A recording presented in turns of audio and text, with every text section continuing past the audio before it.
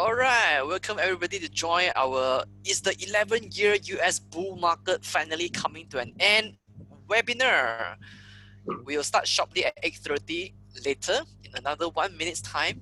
So I'm opening up the room so that all of you can come in and test the system.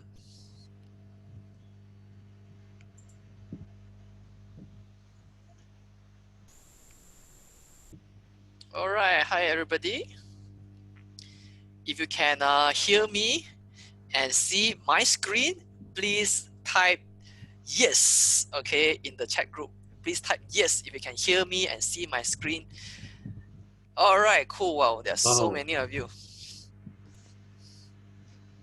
Wow. Wow, that's incredible. Wow, we're almost full. All right, excellent. It's 8:30 right now. So without further ado, we are going to start the session. Now, I want to thank all of you for coming to the webinar. It's the 11-year US bull market finally coming to an end webinar. Today, we have invited a very renowned speaker from Singapore to talk about to share with us his perspective of whether the bull market has come to an end, or now it is bear in charge, or now is bull in charge. Okay, so he will share with us his perspective and his in-depth research into trends, into cycle. And today he will dissect everything for us to know. You can ask him across equities, across other multiple asset classes such as oil, such as gold. So we will keep this session more interactive, so you can ask more questions in the box. Of course, we can't answer everybody's questions, so I will pick some of the most relevant questions to answer towards the Q&A. Okay, now this webinar is brought to you by Kenanga and moderated by Welford. So disclaimer, whatever we share in this webinar is only for educational purpose. In no way that we give any recommendation to buy or sell any company. So if you decide to do any investment out of this webinar, you're 100% responsible for your financial decisions. Okay?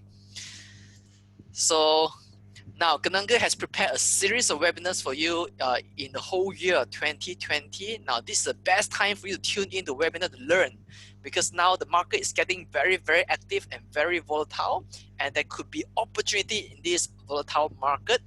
So in this Q2, these are the Kenanga webinars. After today's session, in the 23rd, which is next Thursday, we have this session called Bargain Hunting on Post-COVID Sell Down, done by Mr. Koh Huat Sun, which is the head of Kenanga Research.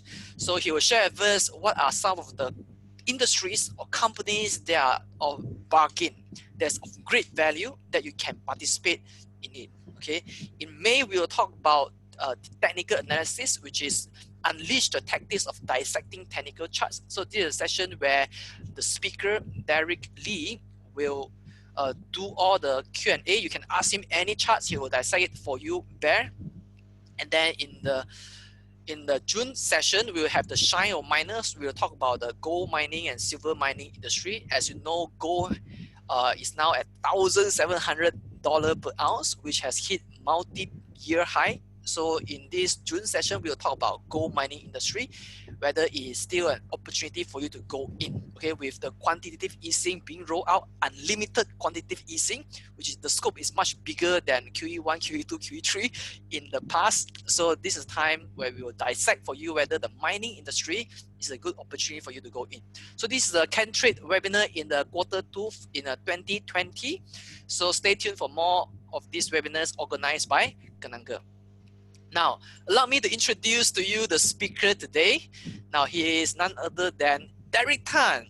He is the founder of Timing and You program, dedicated to raise awareness of the looming sovereign debt crisis, guiding individuals to survive and profit from devastating financial crisis through the period of 2015 to 2022. And if you are Kenanga clients, you may have heard him speak in several events. So he has been an active trader and investor in the stock, commodities, currency, and bond and property market since 1999.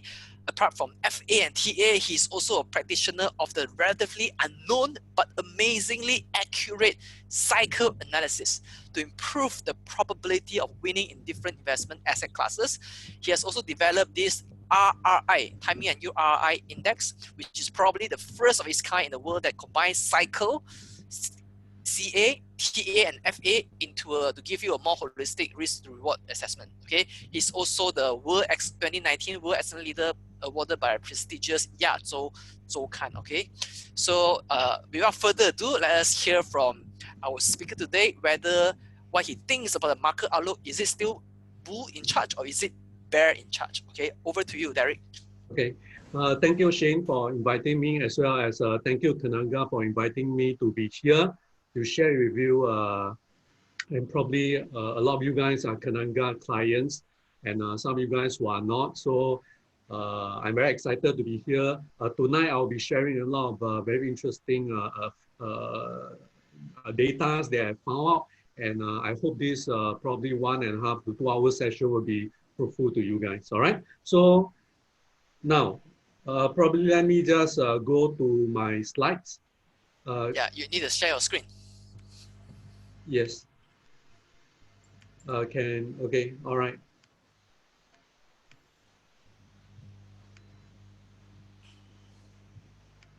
Okay. All right, perfect. Can see your screen.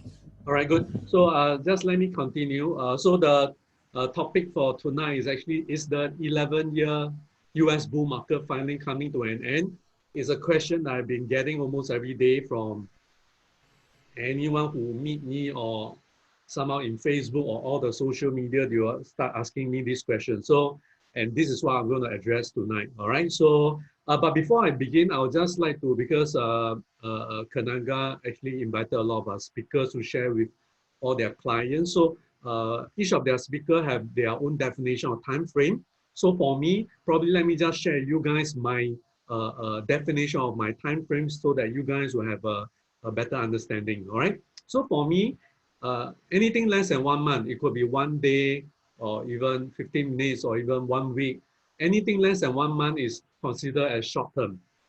Intermediate term is from 1 month to less than 1 year. Long term is from 1 year to less than 10 years. Ultra long term is actually 10 years or more. So for me, I'm more of an intermediate, short to intermediate term traders. All right, so probably I hold less than a month to probably less than 1 year. All right, so especially at this juncture, if I were to hold any stocks or any ETF, it will not be more than 1 year because which I'll share you guys later on. All right, so I'm going to skip this. So like what Shane mentioned, I'm actually specialized in this form of analysis called cycle analysis. So tonight I'll be analyzing whether have this bull market finally come to an end after 11 years based on a cycle analysis, technical analysis, and as well as fundamental analysis. So what is cycle analysis? Is actually a field of study in analyzing recurring pattern to actually forecast timing and turning point of different investment asset classes. And because I specialize in, I would say I'm one of the very few trainers in this Southeast Asia region or Asia region to actually speak about cycle analysis, because I actually went US and Europe to learn about this form of analysis and bring it back to this region.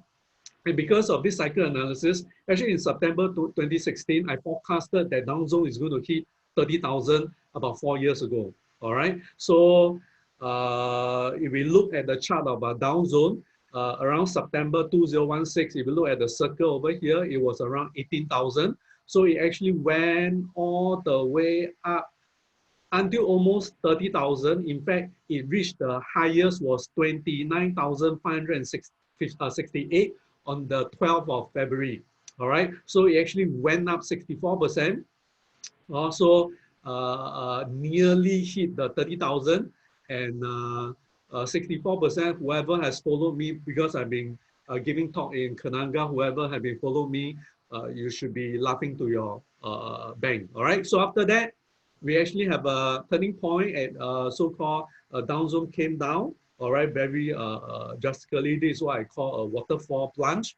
All right. Initially, I was supposed to so-called give a talk for Canadian client in I think January or February, but it was so-called cancelled because of the COVID-19.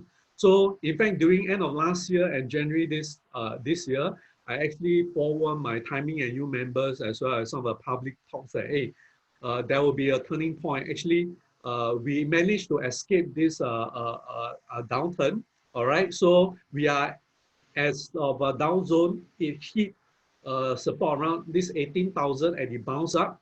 All right, so we are back to so-called above this 18,000 right now. All right, so it's okay even though I didn't get to meet you guys in January or February, but it's okay. I always say it's better to be late than never. All right, so that's why tonight I'm here to share you guys. This is an important question. Is the 11-year US bull market finally coming to an end? So to look at this, we need to look at some charts. All right, so this is a chart of down zone, or as we can see from a high on the 12th of February, it has collapsed 38%. All right, 38% to reach a low over here, and the low was on the 23rd of March this year, but it was down by a whopping 38%. All right, and because of this, the largest financial paper in this whole world, the Wall Street Journal, they say on the 12th of March, it says Dow Jones 11-year bull market ends. All right, so when they see this, and why do they see this? Because according to the traditional definition of bear market is when the prices of a security of an index drop 20% or more, that means we're in a bear market. So it's no wonder that Wall Street Journal announced that the Dow Jones 11-year bull market ends. So a lot of people read already, wow, so they can't very quickly sell their stock. All right, so they thought that, hey, finally, the bear market is here already. Then, ladies and gentlemen, since 23rd of March, all right, the Dow Jones rallied more than 1,300 points, capping its biggest day surge since 1931, and it rebounded by 24%. All right, and very interestingly, the same Wall Street Journal then came out and say a new bull market has begun. The Dow has rallied more than 20% since hitting a low 3 days ago and ending the shortest bear market ever. So this, why do they say this? Because according to traditional definition of bull market is when the stock price or index raised by 20%, usually after a drop of 20%, that means we are back in the bear market. So now a lot of people, they are confused. On the 12th of March, you tell us we are in the bull market over, we are in a bear market. Then towards the end of March, you tell us now we are in a bull market again. So but I already sold my stock, so now should I get in or out? So I'm very confused.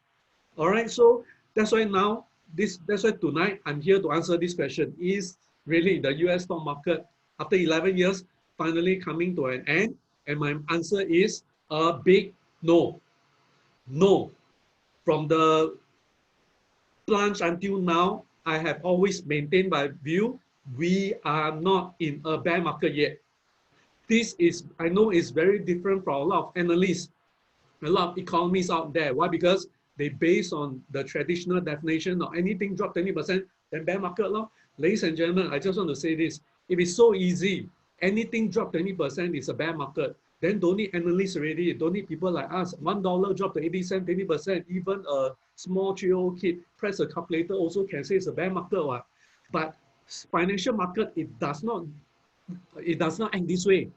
Also, we need to have a deeper analysis of the financial market. All right, so for me, from the very first day until now, I have still not called for a bear market. Now, let me share you guys why.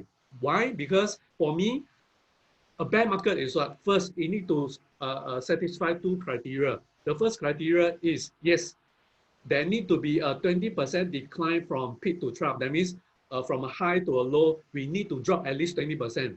That's the first criteria. Second criteria is we need to see a significant macro deterioration from the high risk level. It's only when we see more than 20% decline with a significant macro deterioration, then I will call for a bear market. But at this point of time, for me, I only see number one. I don't see number two. Then your next question could be, Derek, then how do we look? How do I know whether we have a significant macro deterioration? Or this is where my timing and yield proprietary timing and yield relative risk index on short form called RRI will come into the picture. What is it? What is actually this RRI? All right, so this RRI is presented in such a way that it's very easy to look at. All right, so let me just explain over here. So we see four color zone over here: green, yellow, orange, red. And my RRI line is actually this black line over here. All right, so it span the time frame for this RRI line stretch all the way back from 1999 until 2021 with a 21-year data. All right, so what does my RRI measures? It measures the risk level. That's why it's called relative risk index. It measures the risk level of the US stock market, not commodity, not US dollar, not currency, not bond market, specifically US stock market. All right, then how do we look at this RRI? The simplest way to look at it is it's like driving a car. For example, when we drive a car, when we see a green light, we will go. So as we go on, when we see yellow light and finally when we see orange light, that means when we see orange light, we should prepare to slow down because the next color that will appear will actually be red. So when we finally see the red light, we will stop. So likewise with this analogy, when so-called my RRI line is in the green zone, that means in technical term, that means the market is extremely oversold. Also, it's a good time to go in and buy stock aggressively if it's in the so-called green zone. But if my RI is in the red zone, that means the risk level at that point of time is very, very high. We should not be aggressively buying stock. All right. Then how is this RI constructed? It's based on 14 major CA, which is cycle analysis, TA, which is technical analysis, and FA, which is fundamental analysis. Altogether, 14 major cycle indicators. And within these 14 major indicators, there are 47 sub-indicators within it. Some of the sub-indicators are like what? Like for example, I look at the oil price, I look at the 10-year minus 3-month so-called treasury yield. I have my own proprietary indicators as well. All right, so ladies and gentlemen, let's look at my furthest right over here. Yes, we went through a very chaotic so-called February and March. My RI line did tick down. If we look at the so-called far end, the so-called the March level of my RI line is actually 63.55. All right, so can you guys see actually there's this dotted line over here? All right, so this dotted line, the level is actually 62.83. So for me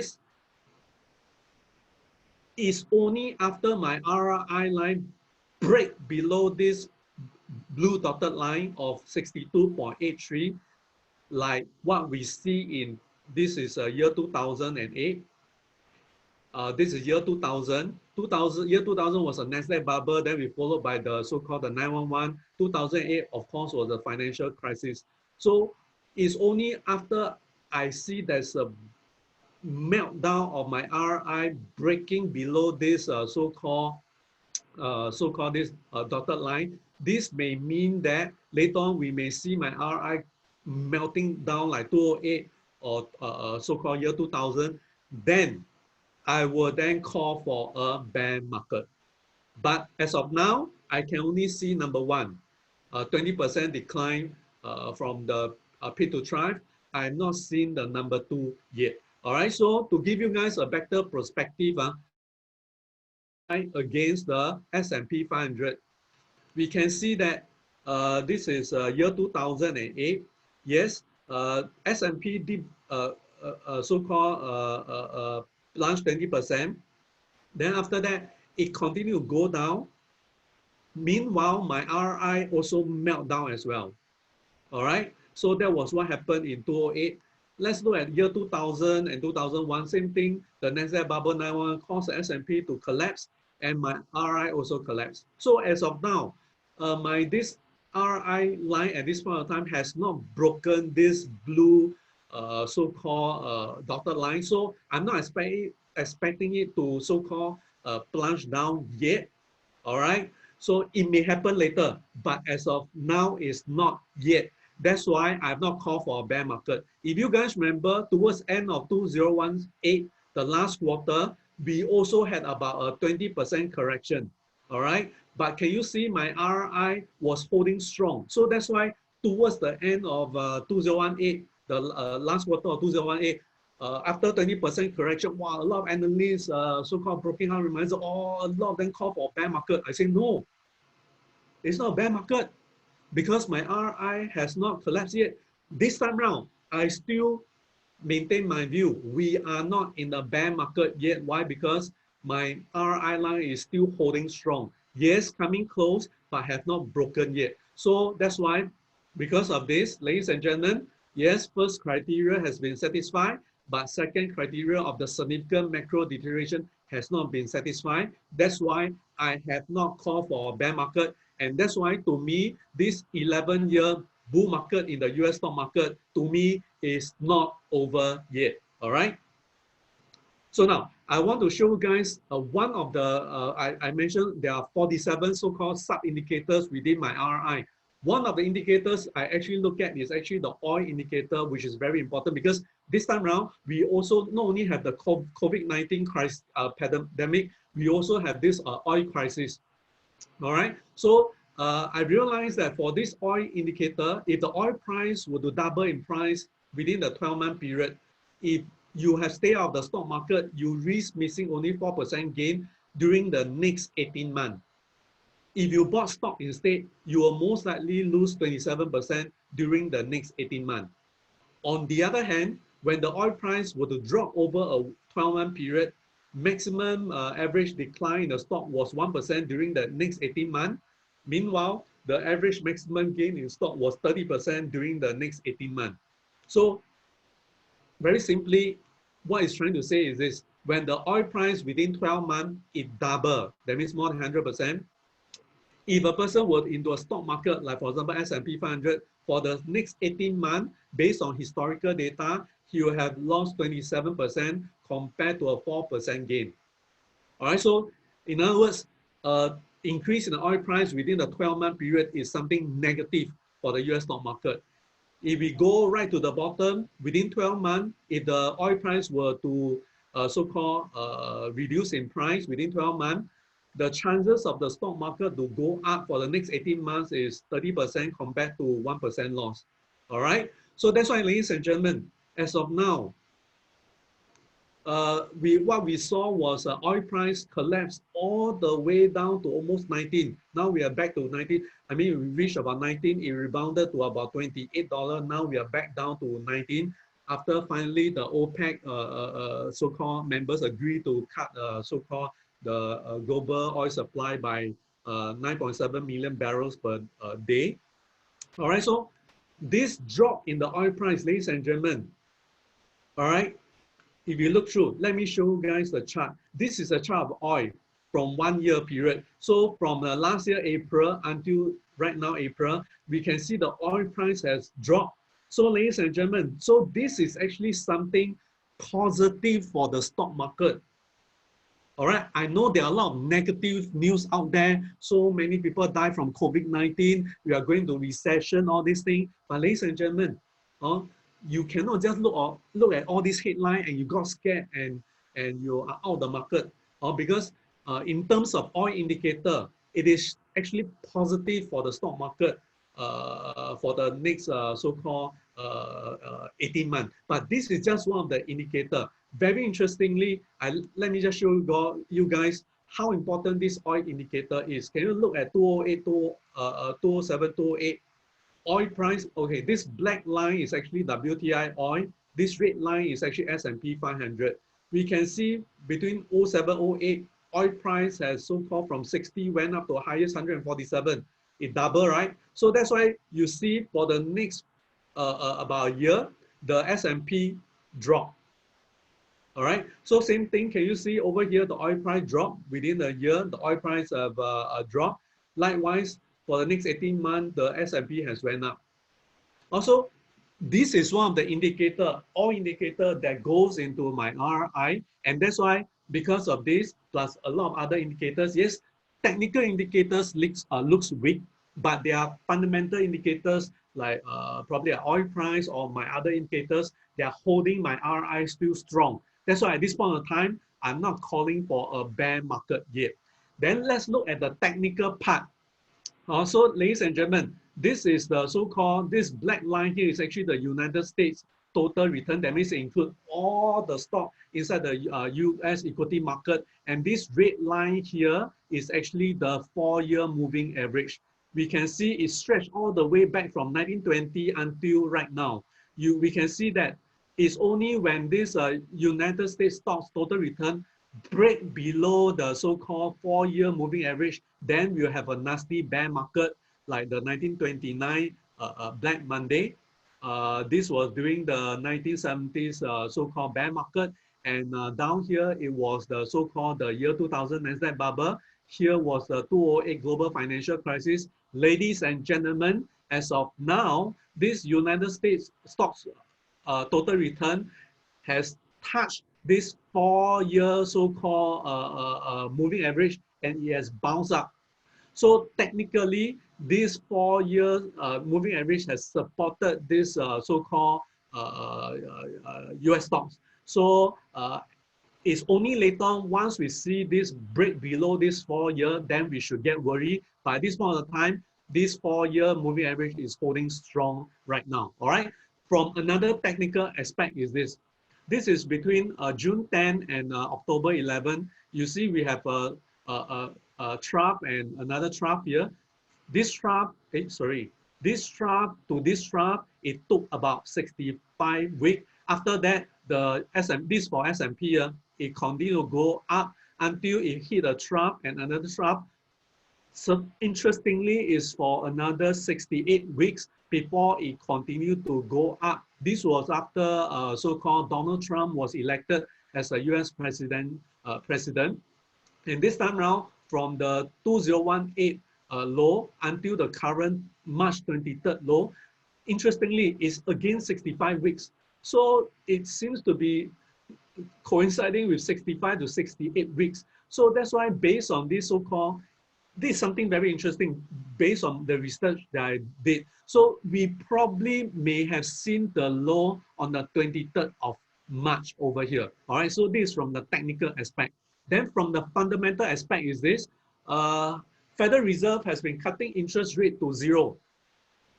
All right, so it has been increasing interest rate since 2015 until now, but because of this COVID-19, it has cut interest rates to 0. On top of that, Federal Reserve announced new lending plan. It will provide US 2.3 trillion in support for economy. All right. On top of that, Senate passed a massive 2 trillion of COVID-19 spending bills. Then on top of this, European Central Bank announced massive stimulus plan to calm the market up to 750 billion euro. Then the G20 come together and they pledged 5 trillion to spur the global economy recovery from coronavirus, ladies and gentlemen. So what I'm trying to tell you is this, ladies and gentlemen, all the central banks are cutting interest rate. They are doing QE. They are pumping in money, ladies and gentlemen. They are doing what they can, be it physical policy or monetary policy, ladies and gentlemen. So with so much money flooding into the market, ultimately, some of it will go into the US stock market. That's why I say, don't be so pessimistic, ladies and gentlemen. All right, don't be so pessimistic, because this time around, the central bankers, the central banks, the government, they're all coming in. Now, even our so-called Malaysia government or even Singapore government or even US government, they are giving money directly into the hand of the citizens. Like for example, Singaporean, we just received $600. All right. So the thing is, all the central bank and government, they are doing what they can to provide support. So that's why to me is, I believe probably the 23rd March low, it will be the low for this US stock market already. Like what I've analyzed for you guys from the cycle point of view, technical point of view, from my RI, from my so-called, from all the fundamental reasons with all this liquidity being pumped in, all right? So now, then I want to address another thing, because I read a lot of people, a lot of analysts, they come out and say, "Wow, this time round is going to be really bad because this time round is going to be like Great Depression, 1929 to 1939 Great Depression," ladies and gentlemen. Also, they paint a very doomed picture. Then, wow, then even IMF say, "Wow, we are going to have the biggest, the worst recession since the Great Depression." But ladies and gentlemen, behind all these so-called very bearish headlines, let's do an analysis. Also, this is I dwell into this 1929 so-called crash. We see this was between 1920, the so-called Dow zone actually dropped. It rebounded 17%, then it dropped another 35%, rebounded 19%, and continued to drop until finally it bottomed over here. Then there are analysts out there who try to so-called draw some similarity between what we are seeing right now and what happened in 1929. You say what? Oh, we have a 16% drop, then 10% bounce, then 30% drop, then we have a 19% bounce. So next out, it will be going down like what happened in 1929. Ladies and gentlemen, I just want to say this. From the top to the bottom of 1929, Dow Jones collapsed by 89.5%. So as of now, the US stock market on average drop as after this recovery, so-called bounce, is about maybe down on average about 20 to 25%. If we are really going into the Great Depression, do we really expect the the US stock market to drop to 89%? Or to me, ladies and gentlemen, these are for those people who follow this, or those analysts who write about this. To me, they are ignorant. All right, because we need to understand first, during the 1920s or 1930s, during the Great Depression, it was still gold standard. The central bank cannot anyhow print money. But ladies and gentlemen, this changed in 1971 on the 15th of August, when then the US President Nixon, he announced that US dollar will be taken off the gold standard. That means what? That means the central bank, I mean the Federal Reserve, can anyhow print money because they do not have so much, they do not need to have so much gold to back the US dollar. So it's a different kind of ball game. So you cannot say that, wow, because there are some similarities, so wow, the Dow Jones or US stock market is going to drop some more like what happened in 1929. To me, these are very ignorant and irresponsible analysis. All right. So, and there's no way Donald Trump or the central bank in the whole world will allow Dow Jones or S&P to collapse 90%. Especially Donald Trump, because Donald Trump wants to win his second term. Now he can't wait for the US economy, the society to go back to work. All right, that's why he's pumping so much money. Federal Reserve helping you to cut interest rate. I'm not surprised Federal Reserve or US may go into negative interest rate. So there's no way. We are going back to the 1929 kind of so-called collapse in the US stock market. And if you look through history, ladies and gentlemen, this is from 1999 until right now. Year 2000, the Nasdaq bubble plus 911, this is S&P 500, only dropped about 50%. And the last 2008 global financial crisis, it also dropped about 55%. So for this time around, if you ask me, for this time around on the furthest right, for it to drop to what, 60, 70, 90%, my take is you must be joking lah. So ladies and gentlemen, so don't go and listen to all these doomsayer out there that, wow, we are going to have a 1929 kind of crash. To me, a more likely scenario will be what happened in 1987. Ladies and gentlemen, what happened in 1987 was we had this thing called the Black Monday. Black Monday happened on the 19th of October 1987. I repeat again, Black Monday happened on the 19th of October 1987. I repeat again, 19th of October 1987, whereby one night Dow Jones collapsed by 23%. So can you see after it collapsed already, it bounced from a low, then it came back down. Then after that, going forward, it continued to go up slowly from there. Also, this is a bigger view. Let me just zoom in further. All right, this is between S&P between 1986 and 1987. So from a low of 230, S&P was 230 in 1986. It went all the way up to 340 points. Then this whole process took 13 months. Then it experienced a 35% collapse in 19 days. All right. So the lowest point was here. It went up, it came down, it gave back the gains, but it finally bottomed out here, having a higher low. Then it continued to go up from here, and from there on it recovered. That means it didn't go below this low here. So now, what I'm seeing right now is more of what has happened in 1987 rather than 1929. Let's come back to real life. In real life, this for S&P 500 between 2018 and 2020. All right. So we can see that very interestingly, in 2018, during this last quarter of 2018, a drop, S&P actually dropped to a low of 2003. It then continued to go up until February. It went up to 3004. Very interestingly, ladies and gentlemen, do you realize in 1987 it was 230. It went all the way to 340. So right now we add zero behind. Also this time around we have 2003, then we have 3004. So between 2003 and 3004, it took 15 months, whereas in 1987 it took 13 months. And very interestingly, now from 3004, it collapsed 35% in 90 days, just like what happened in 1987. Also, then on the this is a monthly chart. So we finally had a low on the 23rd of March. All right, so it bounced up from there. So ladies and gentlemen, so now going forward, we may see the US stock market coming down.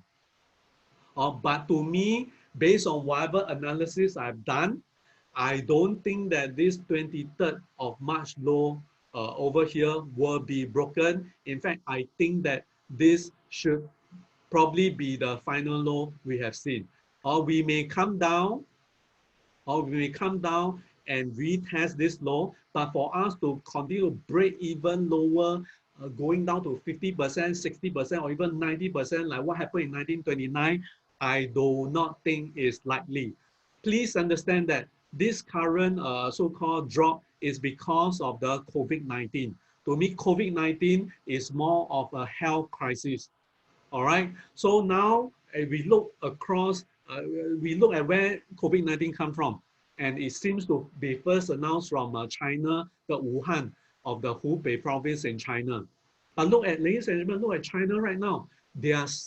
Now Wuhan already opened up their so-called their transport system on the 8th of April. So now situation in China is slowing down. We can see the so-called the curve in coronavirus curve in China is flattening and is coming down. So in engineering terms, there's this thing called first in, first out. So ladies and gentlemen, China went in first into this COVID-19 and is the first one out. So now it's just that Europe, like Italy, Spain, or even so-called U.S., they are still, the numbers are still high over there, but Italy's numbers still be coming down, but U.S. seems to be still going up. Anyway, Donald Trump has prepared for us already that we will see more numbers so-called coming from U.S. But ultimately, this so-called what we are seeing outside of China, they will follow what has happened in China, and China is slowly recovering. So my take is this: do not be so panicky. Yes, I do think that probably the so-called first quarter GDP or even second quarter GDP may be bad. Even the U.S. Unemployment rate announced for the so-called March was 4.4%, or tick up a lot. We can expect things to be ugly. But the thing is, to me, we probably will go into a brief recession. It's not going to be a long one. Because as things start to recover, like example, as Malaysia friends start to once you get over your MCA for Singaporean, once we get over our circuit breaker, life will slowly get back to normal. I'm saying slowly, not immediately, slowly, like what's happening in China. So, ladies and gentlemen, we should not be so pessimistic. All right. So, all in all, what I'm trying to say is this: the current situation, what we are seeing right now, to me, it resembles more of 1987 rather than 1929. Of course, I've laid all my so-called analysis that my RI has not meltdown, so that's why I'm not calling for a bear market. All the technical support, like the 4-year moving average, is still supporting the US stock market. We can see a 65-week kind of so-called cycle for the low to low. So probably this 23rd of March low may be the low that we are seeing for the US stock market. All right. So that's why, to answer the question, is the US stock market 11-year bull market over? And my answer is no. But I just want to warn you guys is this: the little bear is already in the womb of the mother bear. All right, it's already there. We can see from the MRI scan already. So for it to come, ladies and gentlemen, my take is based on my cycle analysis, technical analysis, or even fundamental analysis, because I gel all these things together to give me a comprehensive analysis. My take is probably going for the bear market to come, probably end of next year, end of this year or next year. I'm more worried about 2021 and 2022 than current situation. Ladies and gentlemen, if you are worried about what you see right now, ladies and gentlemen, I can only say this: this is just a preview. I'm not here to scare you. This is just probably a preview. We are going to see something worse next year or 2022, whereby we will see the full implosion of the sovereign debt crisis together with the GMC, which is a global monetary crisis. All right. So for me, at this point of time, I'm still calling for Dow Zone 30,000. I'm not given up on it yet, because I've all the while until now I've not called for a bear market. So I'm still so-called looking forward to down 30,000. But for this to happen, probably is going to be the second half of this year. And Donald Trump, he will try, or he's always and means, ladies and gentlemen, to make sure that US stock market can continue to go up. Why? Because he always take pride that he always take US stock market as his record cut. All right, so that's why he will want US stock market to continue to go up, because people will feel rich. Then he will say, oh, it's all because of me, because US stock market go up. So please elect me again for the second term. I'll make sure you continue to make money. All right, continue to reach. All right, so Donald Trump will continue to make sure that US stock market will go up. Of course, on the other hand, this time around, on top of the COVID-19, we have the oil crisis. So ladies and gentlemen, like what I shared with you guys earlier, this drop in the oil price within the 12-month period is actually something positive for the stock market. It's not something negative. Also, that's why we should not be so negative. As of now, we probably would have seen the low in the US stock market in already. I'm not so bearish. In fact, this is what I believe is going to happen. Probably the US stock market is going to retest the 23rd of March low, but probably not going to break it, but we will continue to see it going higher from there, probably until end of this year or until 2021. All right, so that's my take. So I've shared what I have to share based on my analysis. Probably I'll pass the time back to Shan. So probably we can do some Q&A from there. All right. Okay, thank you so much, Derick, for your in-depth analysis about the current market outlook. So now, if you have any questions, please write in the Q&A box, not chat group, right, in the Q&A box, so we can see your question. Please write your question in full sentences. Right, we have 30 minutes for question and answer until 9:45. So, okay, so Derick, the first question is, let me screen, huh? Wow, there are just so many questions. Wow. Now, well, so many countries have implemented lockdown, and business globally will suffer from the loss, and the earning will drop. Recession is about to happen globally, and the vaccine is not developed. So when people are dying globally, isn't this considered a macro significant macro deterioration and satisfy your second criteria? No. To me, probably to me is no, because for me, my RI look at all the cycle, technical, and fundamental. That's why I have 47 sub indicators. So whatever probably this person question asked then just now was a recession. Probably it due with GDP, all these things. We need to understand this. Stock market leads the economy by 6 to 12 months. Then the real economy leads the property market by 6 to 12 months. We will definitely go into a recession. I think most likely we're going to, even IMF come out and say we're probably going to have the worst recession. I have no doubt we'll go into recession, but probably to me it's going to be a brief one. But we need to understand that stock market actually run ahead of the economy. We cannot can't wait until the GDP, wow, 2 consecutive quarter of because according to the traditional definition of recession is what? 2 or more quarter of negative growth in the GDP. You cannot wait until 2 quarter of negative growth. Then recession, ladies and gentlemen, then you say recession, then you say bear market here. No, stock market actually run ahead of the economy, or in terms of in front of the so-called the GDP numbers. That's why probably what we see the low in the stock market, because it's a so-called leading indicators of the economy. So to me is what I foresee is most likely this recession is probably going to be a brief one. It's not going to be a deep one. A really deep one to me will be in 2021 and 2022, like what I mentioned earlier.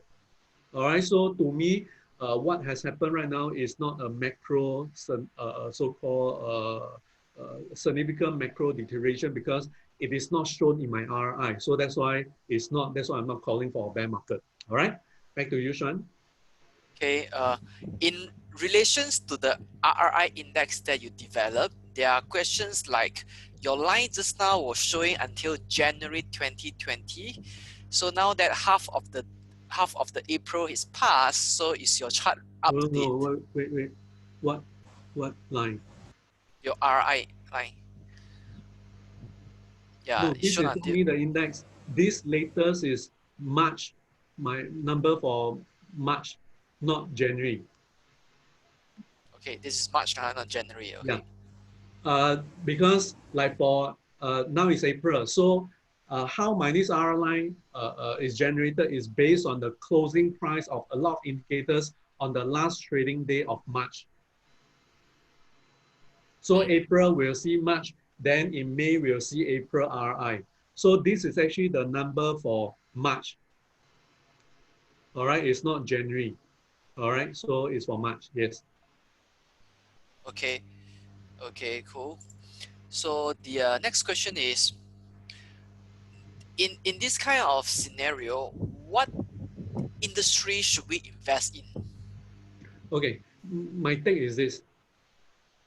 I believe, I mean, a lot of us, there are a lot of probably Kanaka client or non-Kanaka client over here. My take is this: if you are not so-called good in analyzing individual stock or do a sector analysis, my take is this: if you think that what my analysis makes sense to you, the easiest way to participate in this US so-called rally, to me, the easiest way is, let me give you an example.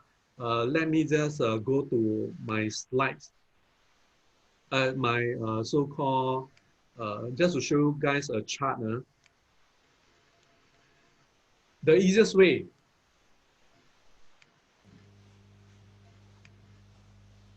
for example, is just to go, if you believe that Dow Zone is going to continue to go up,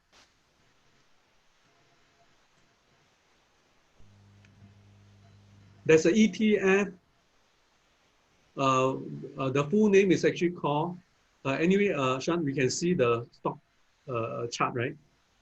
Yes, yes, we can see your Okay, screen. yeah. Uh, so we have this ETF called SPDR Dow Zone Industrial Average ETF.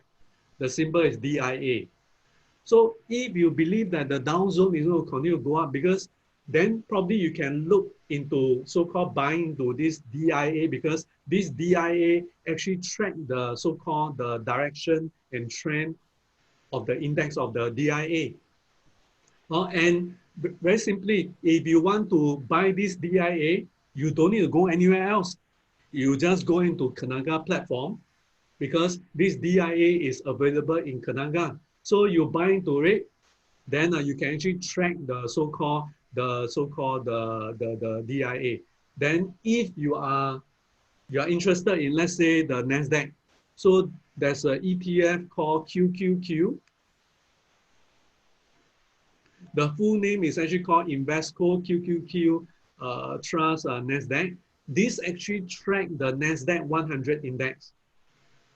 All right. So can you see it actually rebounded from around 23rd of March? It has been going higher, or it has been going higher because it tracked so-called the Nasdaq 100 index. So there are a lot of ETF out there that track so-called the US indexes, and all these ETF like DIA or QQQ is available in Kenanga platform. So rather than so-called choosing individual stock or looking at what sector to invest in, why not the easiest way just to track all these indexes? If you believe that the indexes is going to continue to go up, I think that's the easiest way. And Kenanga has all these so-called ETF available already. All right, back to you, Shan. Yes, Shane. Okay. Oh, Now, Shane, yeah. what are your thoughts on the gold outlook? Because right now QE Unlimited is announced, and ECB is, central banks around the world are announcing massive stimulus plan. Good. Let's look at oil price. Gold No, gold price. price, sorry. Let's draw some lines.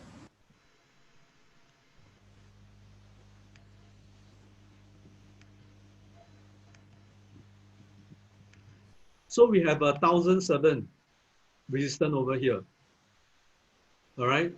So then we have a support over here around 1450. All right. So for gold, what I see is this. It has formed this chart pattern. This is what we call a inverse head and shoulder. This is the left shoulder. This is the head. This is the right shoulder. And if this red line here is actually what we call the neckline. Also, in fact, gold has so-called forced its way through this 1,700 resistance. So how high can it go, ladies and gentlemen? So in terms of technical analysis, we can use the depth of this head of the inverse head and shoulder. That means 1,700 minus 1,450. Let's do some calculation. I'm doing calculation. 1,700 minus 1,450. So the difference is 250. 250. So I add on to 1,750. Wow.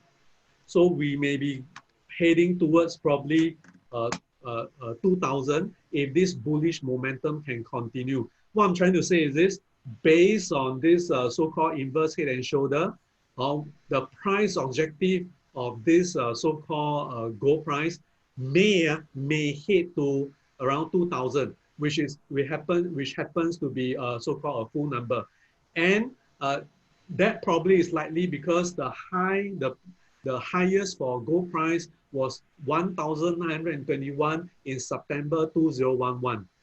Also, we may have a potential for gold price to head towards that direction. I'm not saying in a straight line, all right? And probably for those who have not participated in gold, probably gold is something you guys should be looking at as well. Because why? Because what I see going forward is this: because of a sovereign debt crisis, a lot of citizens around in this whole world, they are going to lose faith in their government. All right, so when they lose faith in their government of a lack of a confidence, or they will want to hold something of a value in their hand, and probably gold will be one of them. All right, like that's why it's always good to have maybe physical gold, or even buy into gold ETF, or even gold mining stocks. All these are some of the ways that you can participate in the gold. And gold as of now look bullish. Why? Because it has broken above this 1,700 resistance over here. All right. So back to you, Shane. All right, thank you very much. So you're pretty bullish on the gold right now. So what are your thoughts in the China equity market? Is there any, do you think it's getting bullish or is bearish, or is there any ETF that we can buy, especially on the Kenanga platform? Okay, let's look at Shanghai Stock Exchange. Also, this so-called Shanghai Stock Exchange. Probably let me go back to a 2-year view.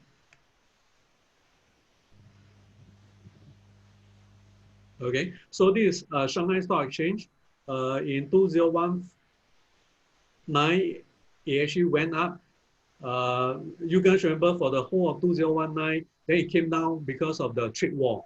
Now I know a lot of people occupied by the COVID-19, but since the people forgot about trade war already, but that was what happened in 2019. We have the trade war, then China market suffer. Also, let me just zoom in for the last 6 months. Since January, end of January, of course, we have the COVID-19, and Shanghai looked at the collapse and the gap down. But after that, it recovered quite strongly. Then it came down to retest this low again, but now it seems to be slowly creeping up. All right, so my take is this. Let's draw some lines over here.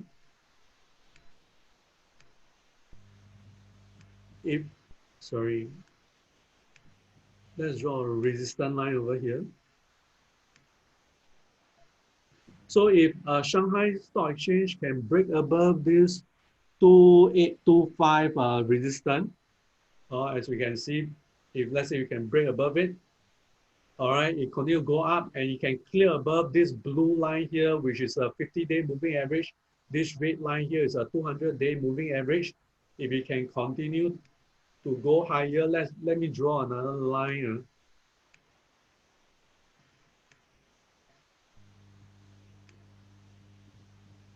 Since that we are having for Shanghai Stock Exchange, we are having a higher high and a higher low.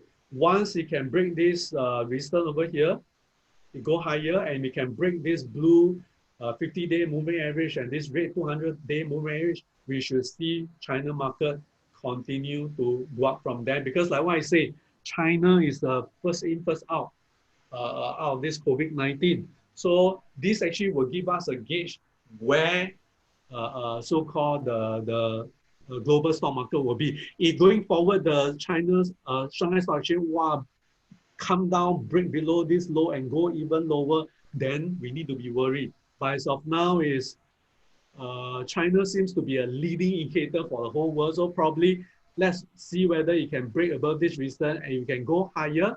Then this probably will add more weight to my analysis that the US stock market bull market is not over yet. So if the so-called the China market continue to go up, probably one of the so-called ETF that we probably can look at will be in the US stocks will be this ETF called iShares China Large Cap ETF. The symbol is FXI. This is traded in the US stock exchange, and we have seen it before. So I think Kenanga platform does have this FXI as well. So this is one of the ways through FXI we can participate in the possible so-called rally in the China market. But probably let me draw some lines over here.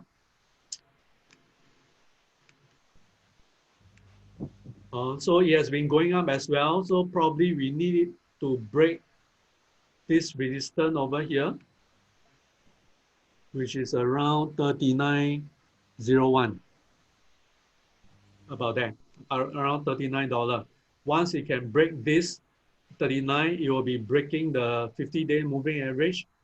Then maybe you will find some reason at a 200-day. You can break above this 200-day, it should be going higher from there. But whatever, I just want to say this, whatever ETF or asset classes that we talk about tonight, they are not recommendation. They are only for education purpose only. Whatever we share is something for you all to go and do more research on. And then please, if you want to buy or sell any asset classes or any ETF or stock, please be responsible for our own action. Me or even Shane, we are not going to be responsible. Correct? All Yes, right? exactly. Yes. Kenanga as well. Correct. Okay. Now, so where do you see the crude oil price going forward? Okay, since we talk about oil, right? So let's look at WTIC. WTI.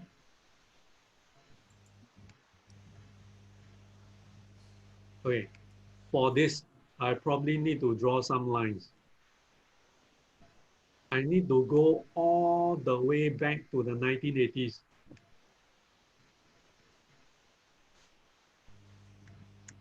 Let's go all the way back. Let me just remove some unnecessary indicators so it's easier for us to see. So let's look at the monthly chart.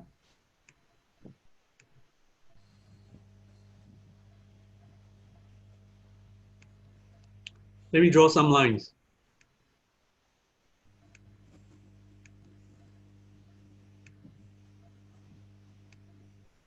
Oil or WTI used to be around $10 before. It was in 1986 and 1999. The highest oil actually went was 147. This was in 2008, July, 147. So let me just draw some more lines. Very interestingly, ladies and gentlemen,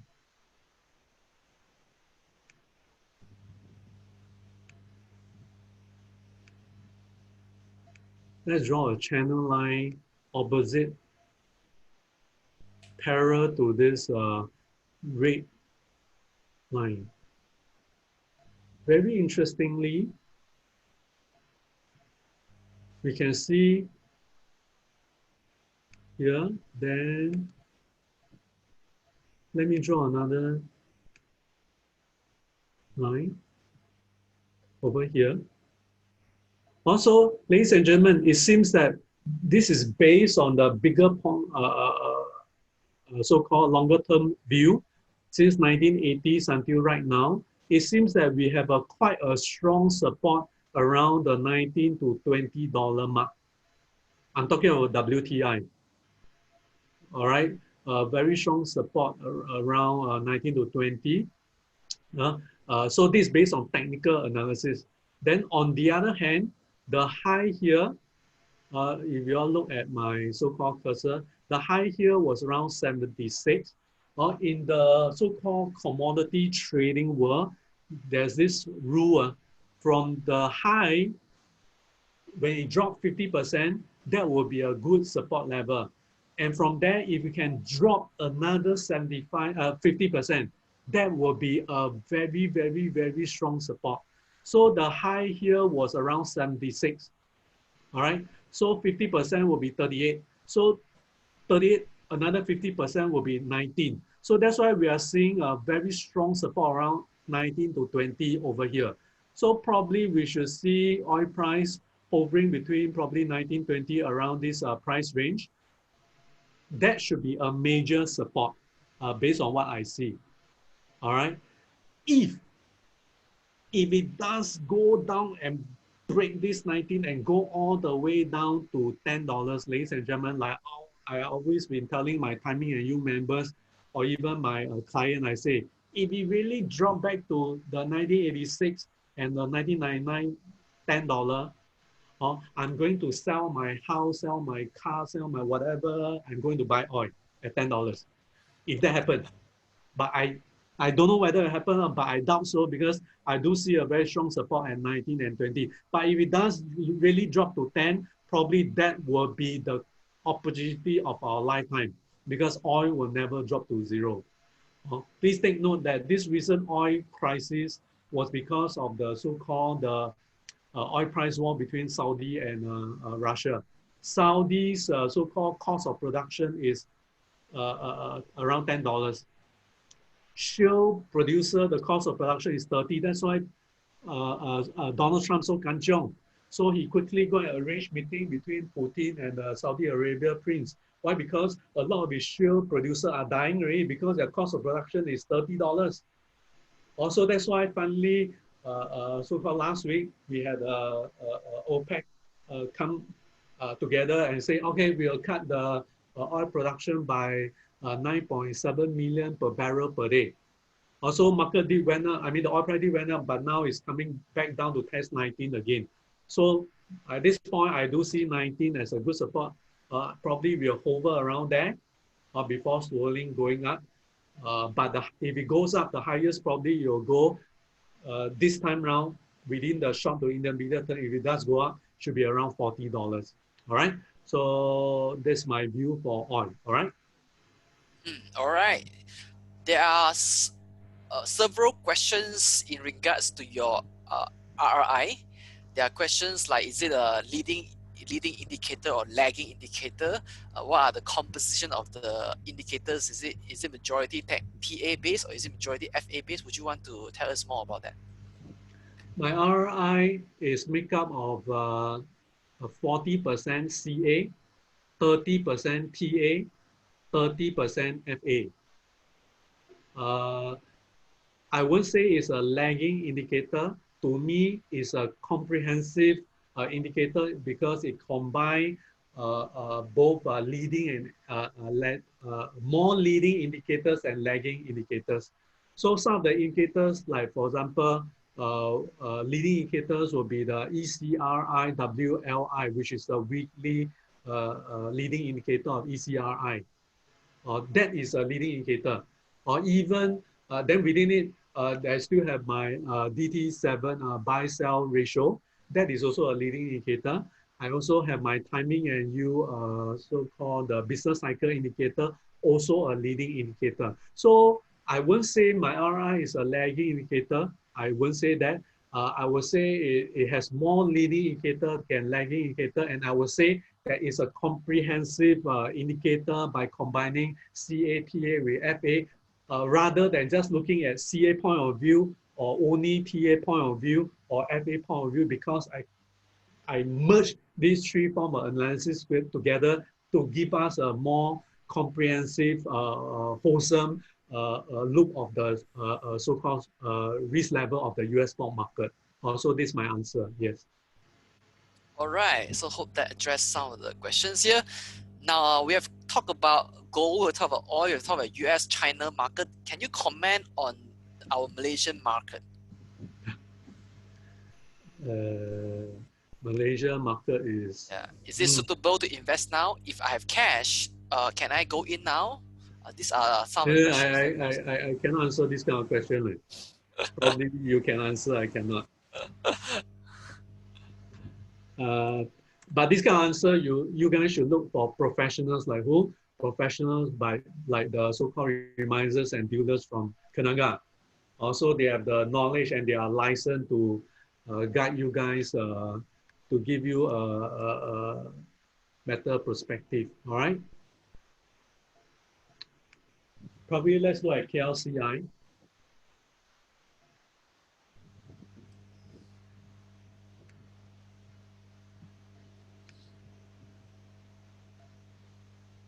Let's look at the chart of KLCI.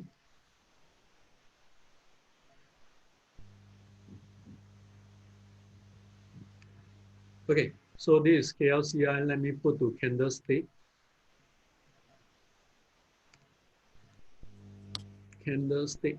Let's look at monthly.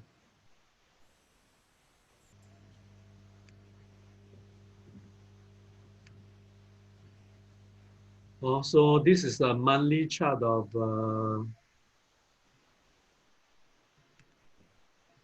KLCI. Yeah.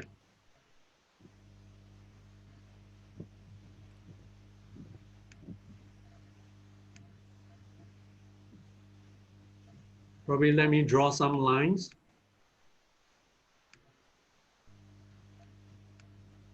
Unfortunately,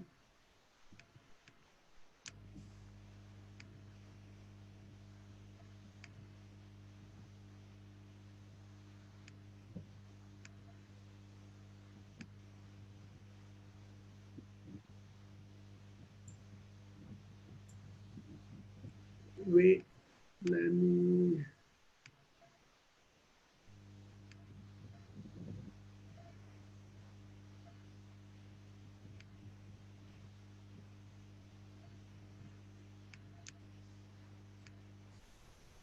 red color. Unfortunately for KLCI, it has completed what we call in the chart pattern a double top. This is something bearish. Also, from there on, that's why it dropped to this level. As we can see, let me draw another line over here. It achieved so-called the price objective.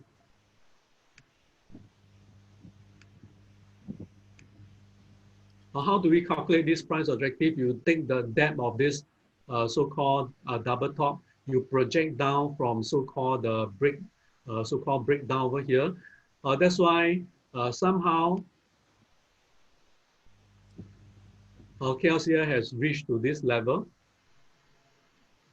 All right, so that's why it has a very long tail and it bounced up. So now KLCI is probably hovering around this area over here.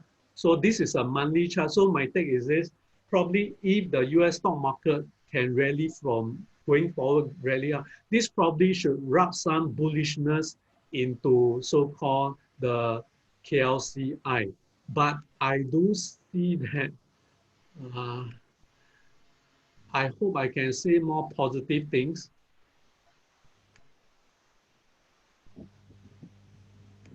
If we draw some lines,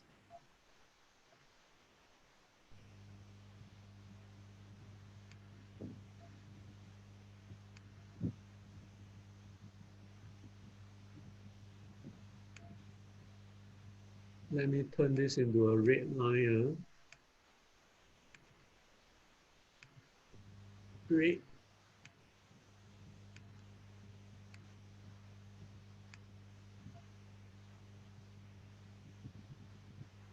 All right, so we have this red resistance line over here. So even KLCI were to go up, probably you have some resistance at around maybe 1540 around here. Unless it can break above this so-called resistance line, KLCI does look weak. But even though the index look weak, probably one can still find good individual stock that you can trade in and out to make money. Of course, because of this COVID-19, I think some of the industry probably benefited from this COVID-19, probably will be the glove sector.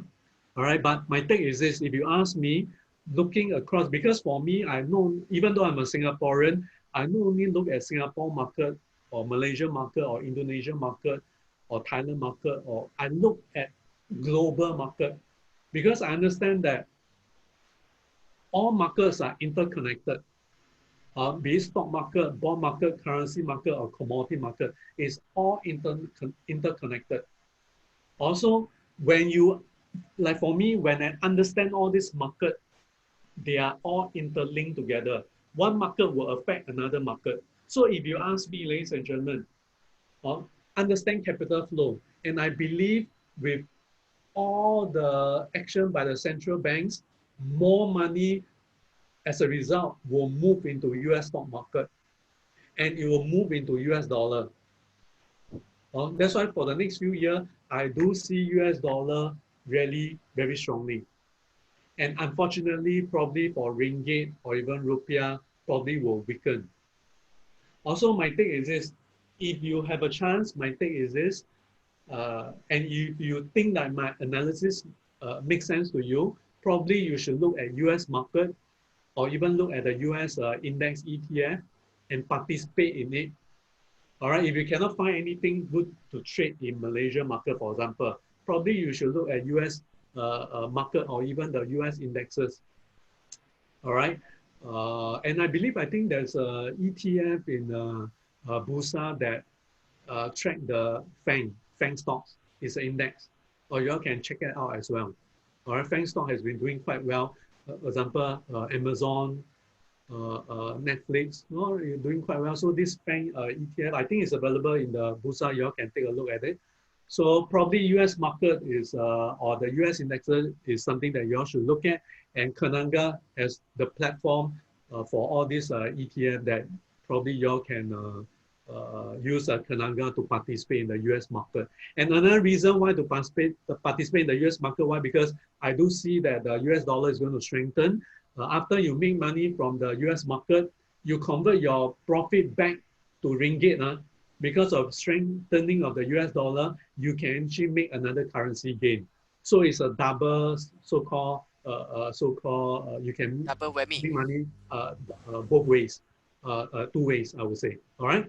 So that's my answer, all right. All right. Yeah, so we still have many more questions to do. So let's just do one more Yeah, probably question. one more. Yeah. Yeah, like China takes about 2 months plus for the recovery, for the flatten the curve, because it's authoritarian in its control measures. But it's not the same case in the US, where there was not even a strong coordinated federal response to the crisis, and probably further delaying its economy reopening efforts for some time. So with this decreased demand from a large consumption nation alone, would China recovery and even maybe a worldwide recovery sustain for long? And would this imbalance in economic recovery render any recovery in the world? From the analysis that I do think that the so-called the COVID-19 probably is going to peak in US this month or next month. I'm not so pessimistic, no. And even Donald Trump wants to slowly open up the US economy by May. So I know there are a lot of very negative people out there. Even for me in Singapore, now if I go out to wear mask, feel very constrained. But the thing is, ultimately, these were so-called end. I just want to share something with you guys. Let's go back to my slides. Since we talked about this, let me just go back to my slides.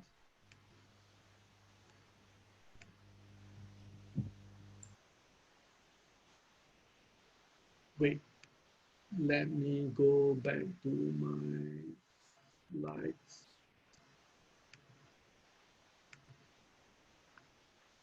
Okay. Yes, Okay. we are seeing your slide now. Oh, is it? You're seeing my slide. Yeah, just now it was at the Oh, timing okay. and U R&R Okay. index. So you're seeing my slides, right? Yes, correct. Okay. What I'm trying to say is this. I've looked through all the so-called health pandemic that happened for the last 100 years. That means I looked through the 2003 SARS, I looked through the 2009 H1N1, I looked through the 2012 MERS MERS, I looked through even all the way back to the 1918 Spanish flu. I realized one thing. If you ask me for the closest so-called resemblance to the current COVID-19, I would say it's not SARS, because SARS only affect so-called Southeast Asia or Asia region. I would say a more appropriate resemblance will actually be the 1918 Spanish flu. All right. After doing all this research, and I dwell further, and this Spanish flu, it killed about 20 to 50 million population at that point of time. Let's look through Spanish flu. It started in 1917. it goes into 1918 and 1919. Actually, you can see it first had a peak in around November of 1918. So then it came down. Then this is what we call a echo wave or secondary peak, which is about probably 5 months later. Also, with this, ladies and gentlemen, just remember the peak of this Spanish wave flu was in October, November 1918. Let's go to this next slide. This black line here is actually down zone. This is from 1910 to 1919. All right, remember the peak of the so-called Spanish flu was around October, November 1918, which is around here. You can see that actually because of that, the so-called the down zone actually came down, but after that it recovered. So my take is this: if history were to repeat itself, and this time around it's not SARS, to me it's not even H1N1, it's more global impact. We probably will go through two peaks. The bigger peak probably will come for US, probably will be around this month or probably next month. Then there'll be a secondary peak, probably if history will repeat itself, probably 4 to 5 months later. Probably China may be going through this or may be having this soon already. Also, if history were to repeat itself, and this has ever happened before, then the US stock market actually goes up. So I always ask myself is, we see so many doomsayer out there, this time around it's going to be worse, it's going to be as bad as Great Depression. To me is, I'm not so pessimistic. We just need to go through this pain. Like right now, I do feel very obstructed. Now I go out, I have to wear masks. Everyone. So we cannot travel. So we just need to go through this pain. So, but once this is over, things will start to slowly recover. That's why I say, I'm not worried because this is a health crisis. And don't expect the vaccine to come out very soon because probably it will be 1 year down the road. It actually boils down to individuals' so-called immune system. What China did, right, because it's a communist country, it locked down. So I think now the US is trying to do the same thing also. But slowly this probably will be over. Like what I say, I see the peak in US in April this month or May. But after this is just a preview. I'm more worried about next year because what we're having while we're having this COVID-19, behind the scene is there's actually another bigger bubble forming, which is what I call the bond bubble or the sovereign debt crisis. Because right now out there are 14.4 trillion worth of negative yield bond. This is something very unhealthy. And look at the way what Federal Reserve is doing right now. They are buying a lot of bonds themselves, treasuries themselves. They go on to buy junk bonds. So ladies and gentlemen, we all know that bond price and yield go negative, they are inversely related. So when bond price go up, yield will come down. Or when bond price come down, yield will go up. They move inversely. So now, ladies and gentlemen, Europe has, ECB, European Central Bank, has buy up 40% of their government bond. And they adopt this thing called the ZIRP, zero interest rate policy. And Japan, they have bought up 70% of their government bond. All right, and Japan is also adopting zero negative interest rate policy. So both Europe and Japan they are both adopting ZIRP.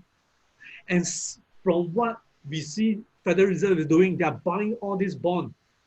So I'm not surprised if Donald Trump or Federal Reserve is heading towards the negative interest rate policy like what Europe and Japan is doing. Based on my analysis, we should be seeing more and more negative yield so-called bond. Later on, once we see an uptick of the interest rate, Or because for long-term interest rate, there's actually a 60-year cycle. All right, so once we see an uptick of the interest rate, you think about it, ECB, Bank of Japan, Federal Reserve, they have so much bond inside their balance sheet, no? So once the interest rate start to go up, the bond price start to drop.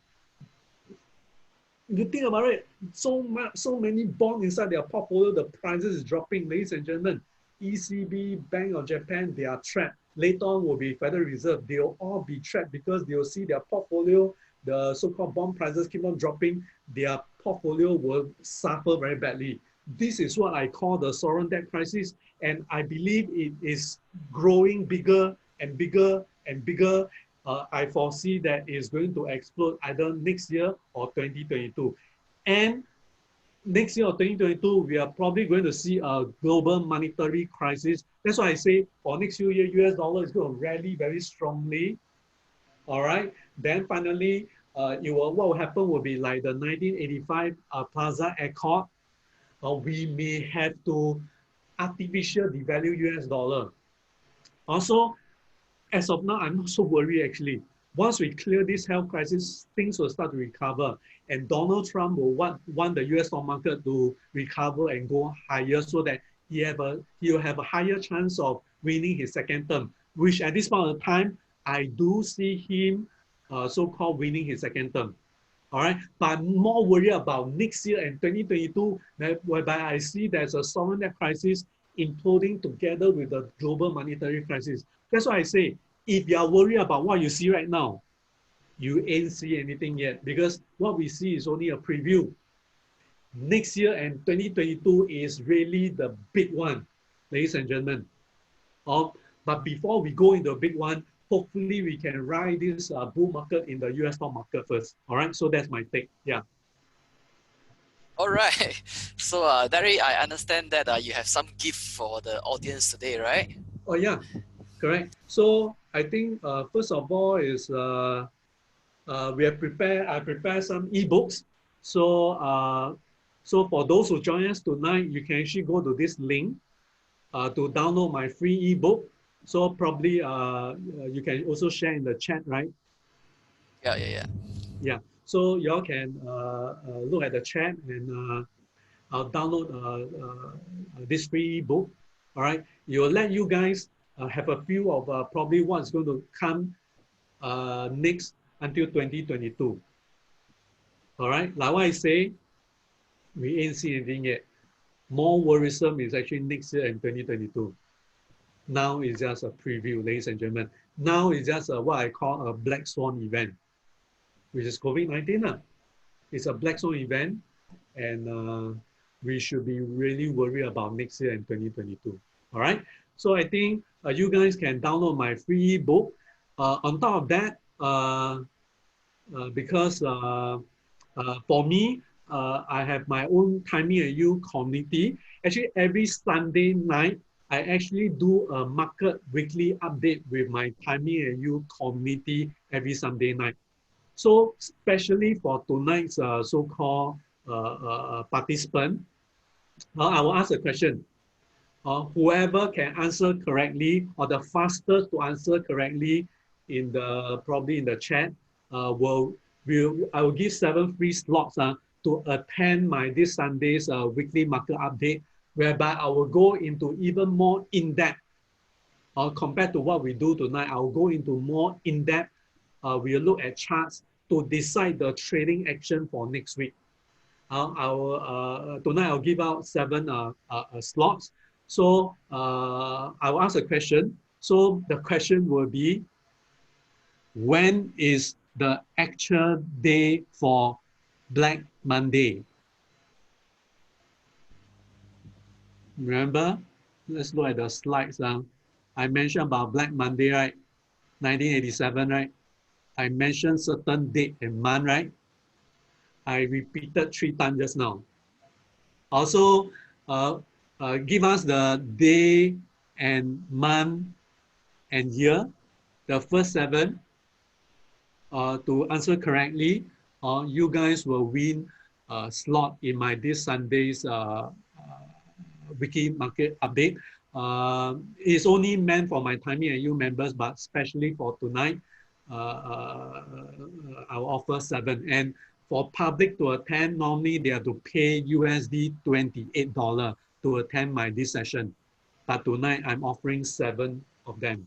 All right, so then we'll see who is the fastest to get the correct answer. All right. Okay, type your answer in the webinar chat group. Okay, I'm seeing a lot of answer right now. Yeah, but yeah, almost everybody is equally fast. Okay, All got but it correct. there's also one criteria to that lah. So Yeah. that yes, you want to tell them? No, you tell them. Okay, so for you to qualify for this, free 7 seats to join Derick Tan's complimentary weekly update on Sunday for his Timing and You community, you need to be a Kenanga client. Okay, so if you are assisting Kenanga client and you got it correctly, then of course you can join. We will update the correct respondents to Derick. Of course, if you are not a Kenanga client, no problem. You can just fill out an interest form that I have given to you in the chat group later, chat group just now. If you fill out an interest form and you got the answer correctly, then of course you can also be in the run to be the top first 7. Okay, so right now I'm seeing a lot of answer. Okay, yeah, I think we can close the session right now. Derick, would you want to tell them the correct answer? Okay, the correct answer is 19th of October 1987. 19th of October 1987. So so whoever 快手快脚 fast hand fast leg, you type in the correct answer. And if you are a Kenanga client, then probably Kenanga will give your detail to me. I will get my colleague to inform you guys so that you guys can join us this Sunday night, 8 p.m. Yeah. All right. If you're not yet a Kenanga client, you can also fill up the interest form so that you'll be in the run of this free gift that is worth $28 per session, right? US dollar, not ringgit, okay? Yeah, US dollar 28. Okay, so let me write down some of the winner, some of the fastest. Okay, there are Wow. many who got it correctly. So we All can right. use 7, yeah.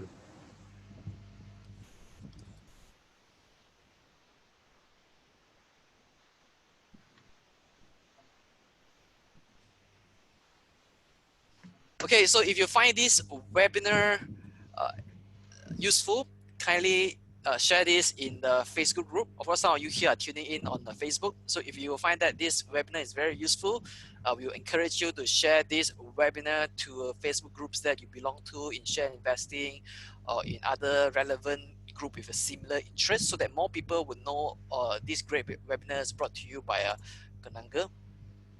So I will take over my slide from now. All right, just give me a minute. So next webinar in next Thursday, we have a similar session because right now Derick was telling us that he remained very bullish on this market and we are going to hit down 3,000s. So next week, we are going to talk about bargain hunting on post-COVID sell down. So right now we see that a lot of the companies, whether blue chip to small cap, are selling at huge discounts. Of course, there have been some relief. So in the next Thursday webinar, we will talk about how you can participate and scoop up some of these high quality company at a depressed price. Okay, it will be done by Mr. Ko Sun, which is the head of Kenanga Research, on 23rd of April. So the registration link I've already given you in the chat box. I would also paste it again in the group, as well as post the link later in our Facebook Live. So you can click the link and join and register.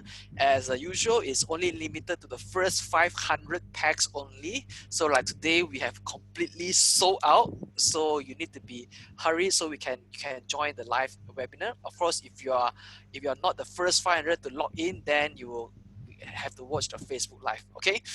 So this is the next webinar link. I will post the link again on the chat group. So bargain hunting a post-COVID sell down that is happening on 23rd of April, brought to you by Kenanga. So of course, we have an account opening freebies. So if you are not yet a Kenanga clients, you want to sign a Kenanga Kentrade account, today we are giving out a free 2,000 B points. Okay, I myself is a Kenanga client. I also have B points utilized. So if you join as a Kenanga client today after this webinar, of course you may not be able to open an account smoothly during this MCO, but so long that you fill out an interest form and then you send Kenanga your form, your emails, when they take note of this, then they will be able to credit these 2,000 points to you upon successful account opening. Okay, so to sign an account, there's only two things you can do.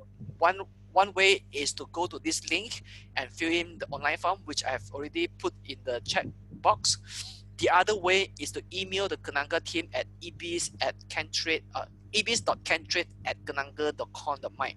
So once the account has been opened successfully, the 2,000 B points will be credited to your account, which you can use them to redeem Starbucks coffee or to convert them to enrich miles and so on. So you can use this point with all the merchants that sign up with B points.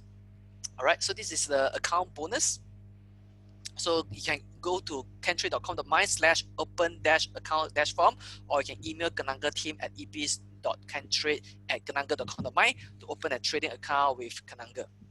Right, so that's all for our session today. Chan, Yes. before we end, can I just say something? Go ahead. Okay. I just want to say this.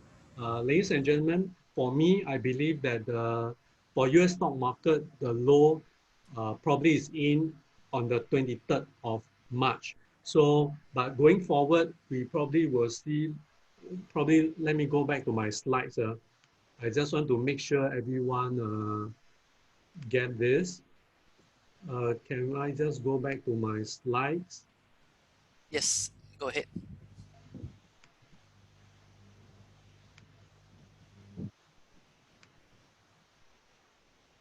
Probably what we are going to see is this.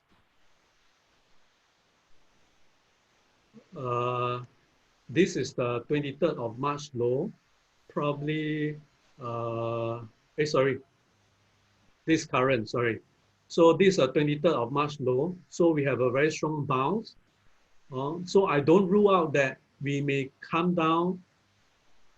We may have a so-called pullback, and even retest this low. All right. But at this point, I don't see this low to be broken below.